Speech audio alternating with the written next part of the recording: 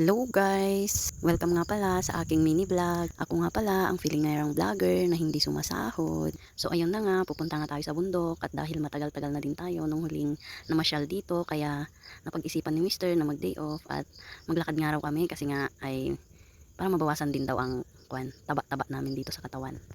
Sakto naman na gustong-gusto ng mga anak kong maglakad, kaya ayun. Ito nyo yung instructor aging dikim nyo. Yan kami naliligi ko nung mga bata pa kami. Taas mo yung shirt mo yung rom-rom.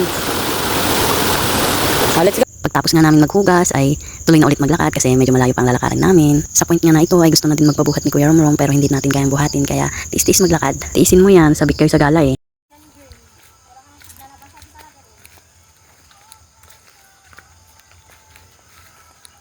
So ayun guys, malapit na tayo sa bahay.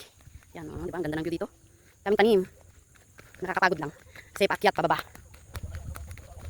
Wait. Kita na yung mga pag-control na ginagawa namin na sira-sira na. Diba? Napagod na yung babae. Guys, welcome to my paradise. Paradise. Diba? Kitang-kita yung ano. Yeah.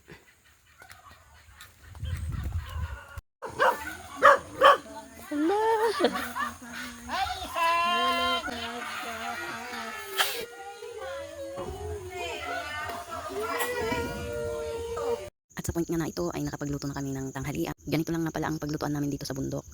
At yun na nga, nauna na nga nagsandok yung kilala ko. Nagutom na siya hindi naman halata, di ba? So ayun lang, thank you for watching.